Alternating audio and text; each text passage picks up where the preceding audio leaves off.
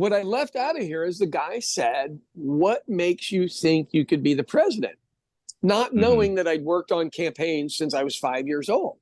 And I said, well, I think big time politics is all about TV. It's not about anything else. And so just disappointed in you. But it is. So I've kind of got this weird thing, you know, Tetley tea is like the Lipton tea of England. And it really isn't bad. I mean, it honestly isn't bad. But I don't like big, strong tea in the morning. I mean, I just don't. You know, I know some people are into it, not me. Yeah, because I'm not trying to wake up. I'm just having a warm beverage to make my body feel different. What's going on with you, my friend? Oh, no, just in between summer, winter, whatever the hell happens here. During the daytime, it feels like summer. During the nighttime, it's like winter. It is crazy. It is crazy times, my man. Crazy times. All right. Well, did you get my deal where Libs of TikTok got appointed to a library board for schools? Okay, this is a new low.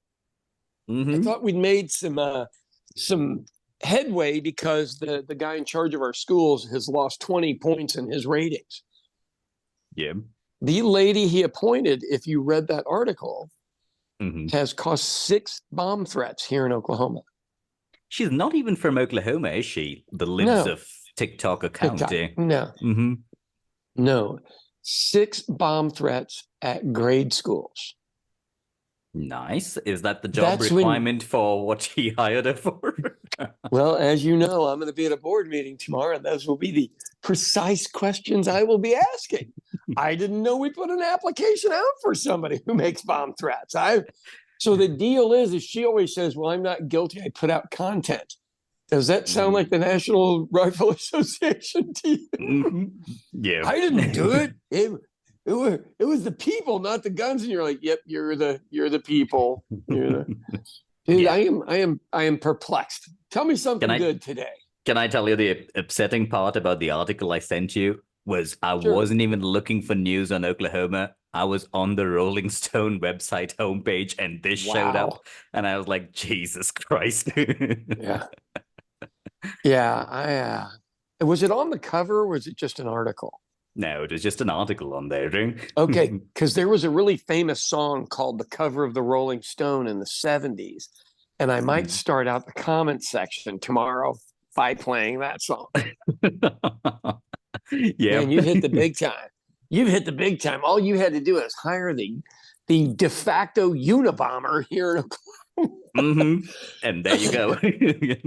So, you know, if anybody in your country thinks that politics are weird, I dare them to take a look at what I'm dealing with. So let me ask you an honest question, because my relatives were like, they didn't really believe me a year ago how nutty all this was. Were you the same way, where you're like, I think Sean might be exaggerating just a little bit? To be honest with you, if I didn't know you better, I might have thought that. But the problem is that I've spent like a decade with you. And I was like, Sean won't react unless it is actually reaction worthy.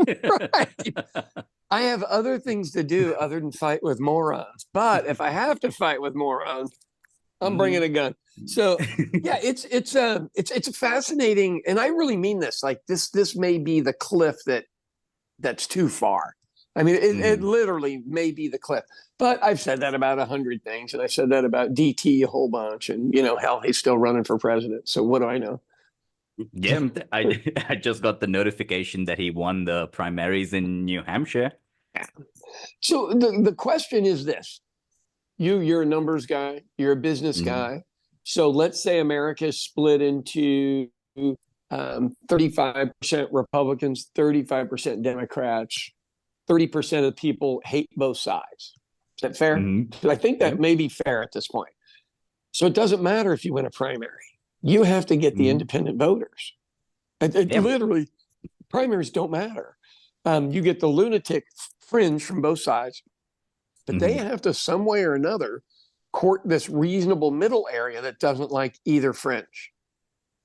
Yeah. that would be the tipping point, right? Because everybody Right. votes straight down party lines. So you end up with 50-50 of the guys who give a shit about each party. So it's Right. only the guys who are independent who show up and That push that matter. over the 50. Right. So it used to be just suburban moms, but the lunacy, and I'm gonna blame both since somebody tried to throw me out of the Democratic Party. I'm gonna blame both of them. It's gotten so weird that you have to be able to court this middle of the road thing. So I get somebody that brings a guy in. Did we have a topic we needed to cover, or is it okay to cover this? Oh, we can talk about this. I really was Okay. just going to bitch about narcissists today, but since Oh, you well, are heading in that been- direction, I will let you roll. I've been accused of that before. And only a narcissist would think, I'm not one, I'm a man of the people. so let me go down. Sean, there is a great quote about narcissists. It's their Yeah. disease, but everybody around them will have the symptoms. Oh, God, that's yeah, that's pretty good. That is pretty good. So I had this guy in last night that somebody else brought in, because Kit Fairchild and I have been talking about running as for governor and lieutenant governor as a independent party candidate. And he brought in this right-wing kind of Republican from Southeast Oklahoma, which for those of you who don't know, it's a really rural area. And that guy sat there and quizzed me on stuff for about a half an hour. And we agreed. We agreed on 95% of items. Oh, wow. So what happens that makes somebody still vote straight party line when you have a much more reasonable person available? And you don't agree with the stuff that person represents. They're just in your gang. Yeah. So the person that's not in your gang, what do they have to do to get you to change? Isn't it? And that's a dynamic where you look at and go, you don't like your person, but you found one thing about the other person. And I'll tell you what it was. He was talking about schools when he grew up, and the guy was about 70. And I said, you want to know what was going on in schools when you grew up? Wasn't segregation going on back then? That's fact. And he goes, well, this is all bringing back segregation. And I said, no, this is economic segregation. That's different. I said, but yes, you're right. It is. He was talking about when he was young, the schools were this. And I said, well, I know the area you lived in. I know what the income level of the area you lived in. In America, local schools are financed by real estate in the area where the school is. So a poor school then would be not as well financed. Yeah. And they also don't have the ability to go do 50 bake sales and a big PTA that will bring in money because those parents are working 2 jobs or absent. There's very little middle ground there. So that's my take on all of it today. And I'm just going to have a little of my Tetley tea. I actually was telling a friend of mine here that you were planning to run for governor and Kit was planning to run for lieutenant governor. And he was like, it is fascinating that you guys can do all this. And I was like, yeah. I was like, what would you do? He's like, by the time I even figure out how to run this process, I'll be too old to do it. Oh, so the good news is that's fair because Kathy was the guinea pig. Now, for those of you who don't know, Kathy's my wife, and a person that was willing to do about anything. She just didn't have an appropriate fear level, much like me. And we talked her into running for lieutenant governor. Hell, she just went down and signed up, and then you pay your $1,500 to sign up, and you run. You don't have to be in a party apparatus. You don't have to ask for permission. You don't have to do anything. You can stand on the street corner selling water bottles if you can come up with the amount of money to sign up. Yeah. All you need is a water bottle with the label "Vote for Cummings." We could have still used it if we had those labels. Dang, man. So I think that's one of the better parts of America right there. Now, are the elections controlled by money? Because I would refer back to a script that you and I wrote and go, how do you circumvent money? The way that Donald Trump circumvented money, Joe Biden had tons of money. And Trump just flew around in his plane and made crazy statements, and he just ate up the news. Like it's called taking the oxygen out of the room. And I know you know the term, but for other people, there's no oxygen left for anybody else to breathe. So they just died off. Hmm. You know, all of these primary people in the Republican Party died off. My British cousins are like, how is he back? And I go, our weird government allows him to run again, even though he and his friends attacked the Capitol. Yeah. I'm secretly rooting for Nikki Haley somehow, even though it might not happen. For Because the she's sole Indian. reason hell yeah, Sean. Good. And she seems to be a reasonable Indian, unlike Veeraswamy, who turned Vivek out to be Ramaswamy, a who was, I know. I was like, how are you job. two from the same country and embarrassing us in two different ways? Okay, but without getting you in trouble on this podcast, you have that exact thing happening. Oh, yeah. Argentina had, you know, Argentina's got a crazy leader with a bad wig. It's worth looking up because he's comical, but he used to be a professional soccer player. So, yeah, I don't know how we get back to normalcy, buddy. But it costs too much money to be normal, and normal people don't have that money to give you. That is true. It's only the ones who are overly animated, vocal. Those are the ones who raise enough money to even have a voice at times. Right. And that's what I actually explained into this guy from the rural part of Oklahoma yesterday. I said, look, the reason people do all this crazy stuff is because you have to, or you don't get any news coverage. And he was like, no, you can do this and this. And I go, not anymore. I said, believe me, from a guy that is on the news all the time, but I am usually yelling at somebody. Is that fair? Yeah. Right. Now, do I have a good point? I believe I do, but the other person probably does not. It's pretty fascinating. Political promotions and running campaigns. That way, a good documentary for people to watch is actually that stupid one with that monster in human form. Get Me Roger Stone. Oh yeah, it was excellent. That was an excellent documentary. The other one I would say is one called Boogeyman, and it was the guy that brought the original George Bush to power. His name was Lee Atwater, and he was the original Southern cracker that figured out a way to say black people without saying black people. He would talk about welfare queens, busing, all this other stuff, and he was very good at the terminology that works with Southern white males that they all know means something different. They're called dog whistles in politics, but he was the guy. Yeah. Sean, speaking of dog whistles, there was a bit in SNL where it was a news update, and Michael Che is talking to this guy who is talking about dog whistles, like racial dog whistles. And this is a racial dog whistle, and he blows a whistle, and Colin Jost is sitting beside him. All of a sudden, looks up and goes like, "What is that noise?" Oh, that is brilliant! Good for both of them. Good. Well, you know, I know the terminology, so I know what we're listening for. You know the terminology. How do so many people not know? Yeah. There was an interesting thing that Trevor Noah was saying on a show where he was talking about apartheid and how they had to have like a system in place to discriminate. And he's like, America's so sneaky. Y'all have done it with no system in place, but y'all have done and said all the right things to get it that way. Right. Yeah. Without a plan. Or is the master plan to be so shrewd about it that it looks like you don't have a plan? Which that would be the one. I am the king of looking like I did not take any time to prepare when I took 100 hours to prepare, so I can look like I didn't take any time to prepare. I mean, that's my shtick. Ah, Lordy.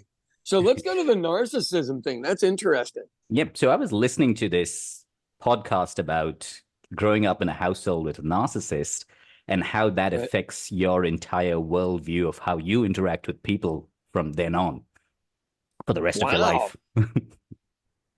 That's pretty. So, I mean, is there a household with no narcissists? Because I never went to that house.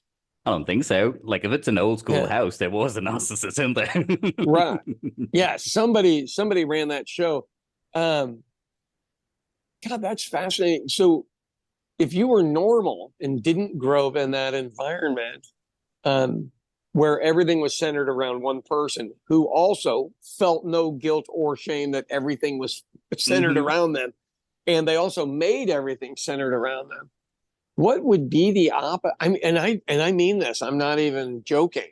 What would be the opposite of that? Because I met loving parents, but I'm Irish, and I grew up in an Irish Catholic neighborhood, so there was usually an alcoholic in each household who would end up being the narcissist because they had to feed their addiction first.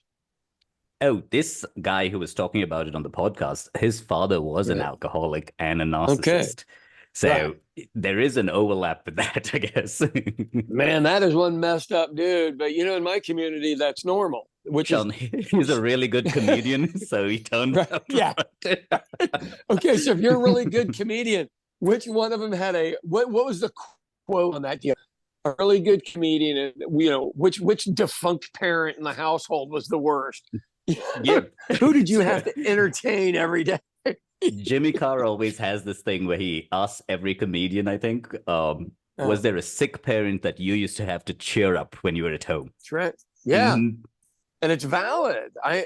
So I always look at my specific neighborhood. So on our block, we had from a guy across the street that basically was like a painter of houses, and just got a good deal on the house, was able, and it was a upper middle class, you know, all white, but Irish neighborhood. So most everybody was poor in Ireland, but came to America and managed to make money, much like, what race does that sound like? Yours.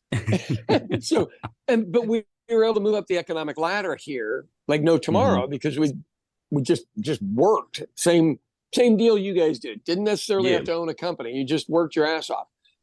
And then we had a literal psychiatrist down the street. So he's a PhD psychiatrist. We had two really good looking girls who evidently were lesbians, and I didn't know it, that owned a bar. We had a Mexican lady that owned a Mexican restaurant, but evidently was a madam, and nobody really knew that. Yeah. We had another lady down the street that did colonics. Google that one. Might be too early in the morning to be talking about those. And she was the sweetest lady, 5 foot tall, with about a 6 foot tall husband. Very weird. And then we had like wealth down on the other end. The MPs, these people had these matching AMC Javelin cars and really nice, not an estate, but they had real money. And then we had like my first wife's family that were all artists, but had a really cool house. And then we had one family where the guy tried to sell the military margarine as butter and went to prison for it, but they were the original landowners of the area. So they had enormous money at one time, but, you know, sold it off piece by piece, but they were still pretty well off until that happened. And then who else did we have? We had a guy that would drink a beer out of a can and water his trees every day, which to this day, I'm puzzled by, like with a hose, stood out there watering his tree, drinking a beer. Right. And then we had a really turned out to be famous advertising guy that lived down the street that played like Disney movies in the backyard. And he was like the funniest dad in the entire world. And evidently in the meantime, he was kicking the shit out of his wife. And none of us knew. Right. That was my neighborhood of Irish Catholics. And the artist family were not. And then the painter family were Italian. Everybody else, Irish Catholic. So every household had at least one alcoholic narcissist. That's a really weird neighborhood to grow up in. Right. But here's what I would tell you, and I mean this in all seriousness, because I've thought about this for a little bit. You work in a neighborhood like that, you can work with anybody. And so Animal Farm, the book, I always say that it was a little bit like that, but I'm trying to think of what the other one was. It's some childhood book that I read where Lord of the Flies. Because there was no one watching anybody. Like there was no supervision. And you know, my brother was a neighborhood bully and he was awful. And he ran like the neighborhood, like you would see in a mob movie, but he was 12. You know, I mean, so am interested in that guy's version of what it's like to grow up in a household with a narcissist, because every house, and you just had to figure out how to deal with them. Yeah, like he was talking about how at times he would catch himself thinking of something where in his adult life after his father died, he was starting to like emulate certain characteristics of that person. Oh, wow. Where he was doing it as a joke, where he was like, when somebody told him about like what was going on with the Me Too movement, he was like, fuck the Me Too movement. What about me? The original me, man. Fuck those people. Yeah. God, that is a really, and the only reason it's fascinating to me is because I grew up in it. And we had one of the more normal homes. We still had it. And there's a weird distilled fear. Does that make sense? So it's fear that you kind of have, but you've changed it into something else. You've either washed it, cleaned it up, you learn how to behave in those kind of, like, I've never been in a room and been scared that somebody was really powerful there I couldn't deal with. Yeah. Think of, I mean, how many people do you know that go, I've never been in a room where that was really my worry? Yeah, it's pretty I'm rare. Dude. Looking at it, figuring out how can I play this to you?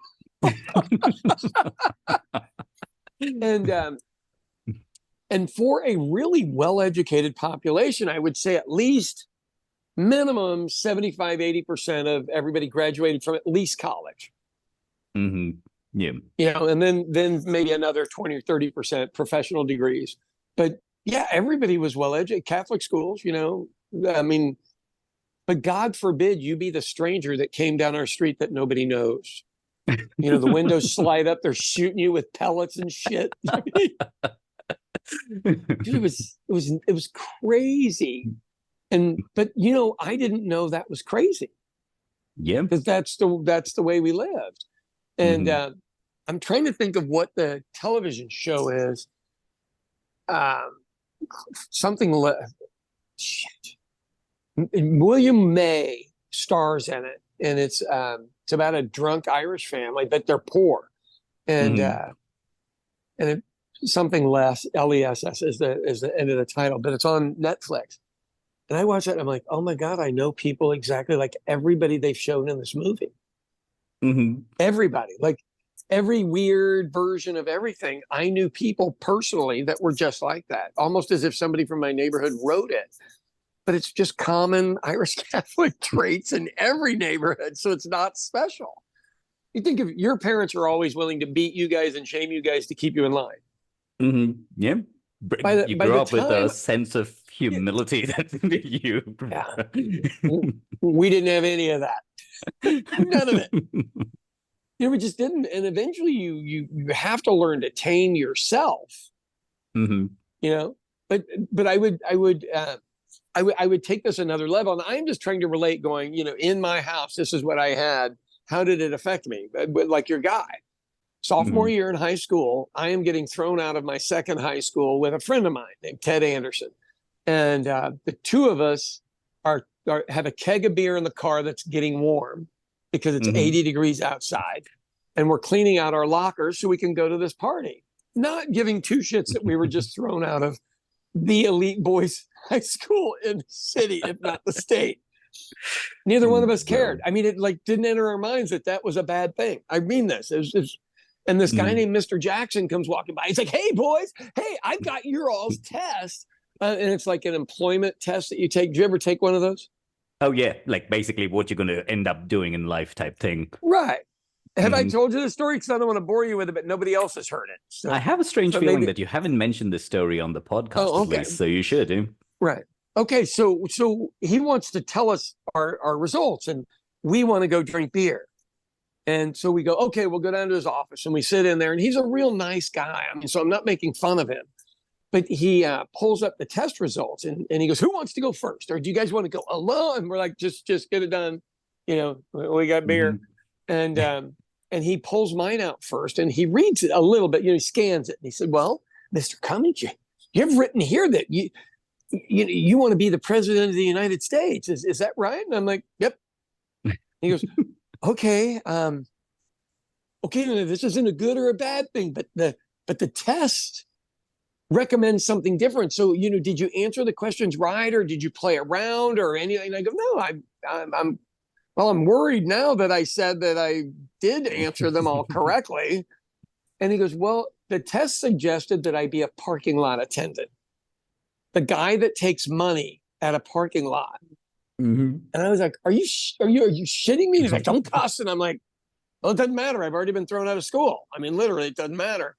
And he goes, well, it also says that you can be a toll booth operator. So when we used to build bridges, they put a toll booth on the end of it and you pay a quarter to get across the bridge to pay for it. And I was just, that was the first time in my life I'd ever questioned my future. I was like, God dang, man, this all these people think I can do. I had better jobs than that already. So he says something to me to console me. And he goes, well, let's go over Ted's. And he opens his up and he goes, Ted, what do you think here? So Ted may have been in the healthy house because he goes, I don't know what I want to be. And he goes, well, this says that you should be a nuclear physicist. Oh, wow. And I was like, are you effing kidding me? You're both chucked out of school and heading to the same party with beer. Right. So now I've been an entrepreneur for 40 years, and Ted worked for me at one of my restaurants. And I'm not saying that to devalue him, but he did when we were in college. But he became a city lawyer, and now he owns like 150 properties and stuff. And he's done very well. He got his first negative article about a week ago. I saw him at a funeral, and he was like, yeah, they were mean to me. I was like, welcome to the club. but maybe in his non-narcissist household, because his dad had died when he was young. And so it was just the mom who was really sweet and kind. And her whole life was there to take care of Ted. And he had that reasonable upbringing. I don't know. I just don't know. And so what I left out of here is the guy said, what makes you think you could be the president? Not knowing that I'd worked on campaigns since I was 5 years old. And I said, well, I think big time politics is all about TV. It's not about anything else. And I've been paid to act before, and I've done a bunch of theater and I won speech contests and all this other stuff. And I go, so I think I could do it. And I look back and go, that was a pretty solid answer for a 16-year-old. No, hell yeah, that was it. Yeah, I knew the game, and I knew I could play the game really well.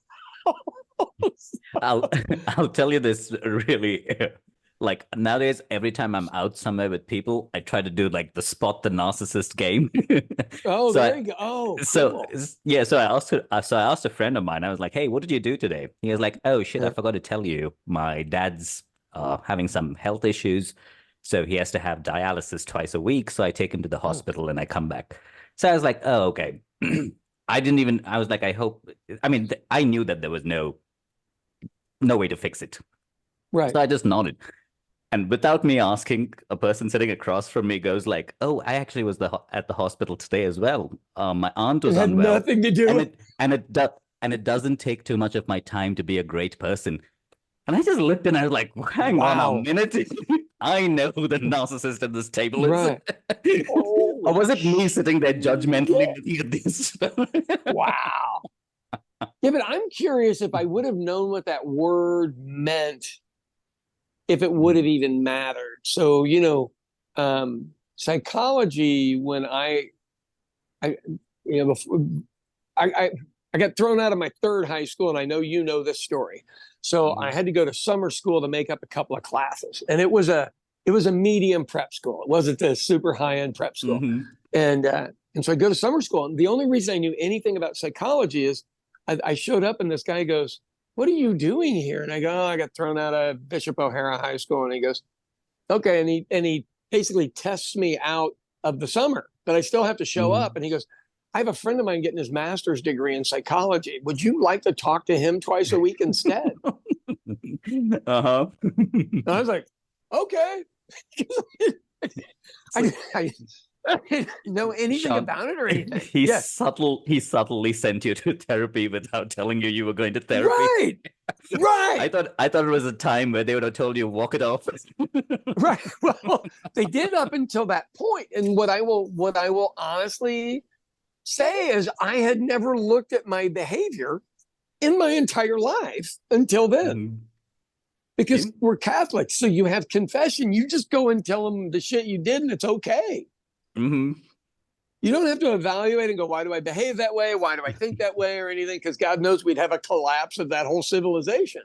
But the even after confession, when they told you 3 Hail Marys, you went and drank 3 Bloody Marys and called it quits. Exactly. So I thought 3 Hail Marys meant I'd make passes at girls I ordinarily didn't think I could get. Yeah. But interestingly enough, that put me in this weird little group of people that I grew up with that knew something or another about psychology. Isn't that crazy? Otherwise, you would have no experience with it whatsoever. And I assume it helped. I don't have any clue. You know, I have one wife that would say no, and I have 2 exes, if you could talk to them, would say yes. But I would look back, though, on that. The narcissism in a neighborhood usually puts that person in charge because they make everything about them. Like your guy. Yeah, I was at the hospital, too. Yeah. Had nothing to do with the conversation. You know, no empathy, no anything. But those people where I grew up ended up in charge. Because they always sounded like they knew about business. What it really was, they didn't give a shit about you or the other person or anybody else. It was, what could I get? If you sound so sure because all you're doing in your head is talking about yourself, then of course you sound like a leader, right? That's the way you distinguish like a leadership position. How do the wrong people get into those positions? All right. Well, and so I read another article that people with similar personalities, not necessarily 100% narcissists, the reason they get into leadership positions is because they think they can be a leader. And other people go, I'm not sure if I can do that. But if you're a narcissist, of course you think you can do it. You don't need any talent. You just, look, I think I can build one of them engine things there. How do we cook that steel? And what I would say, as an older person is I surround myself with some pretty talented people that are smart. That's usually why I'm successul. It isn't because I rolled in and knew everything. It's right. But there was a time. Isn't that is, you have opened my mind to something else to think about all day today. Because I don't know how other people grew up. I just know how I grew up. Yeah, because the reason why I asked you is there's so many times where we talk about just how we grew up without, like, I wanted to see how it was for other people to grow up in like those kind of households where it was like a weird alcoholic dynamic and a weird controlling type dynamic. And a couple of them who I know from like those kind of backgrounds turned out to be like really shitty people. I don't know why, but it just ended up that way. You met Uncle Kevin. I have. I mean, but what I will say in his defense, he learned to work with what was around him. Hey, can I tell you, the few minutes that I did speak to him outside that wedding sound really normal. Yeah, he was the nicest person, and he did ask me about what business I do with you, and I was like, oh no. Right, that's when you were getting ready to start being manipulated. But here's the thing, though, he was really talented. He really was. Now, crazy narcissist, the whole deal, and probably CT and a bunch of other stuff. But I mean, think about it. He ran a neighborhood at 12. Yeah. But there's one more thing that we don't take into account. They come across as overtly earnest. Like people like you and me will be suspicious of people like that. Like say for instance, you're like, like say for instance, you told me I stubbed my toe and I reacted by, oh my God, Sean, are you okay? You'll be like, Deepak, shut the fuck up. What do you want? What do you want? Right.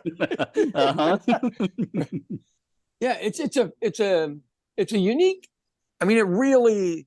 But now, did he burn out early? Yes. Did he not mentally develop? Yes. I mean, all of these other things, but that could also be because he was in a fist fight every single day and got shot a few times and all this other.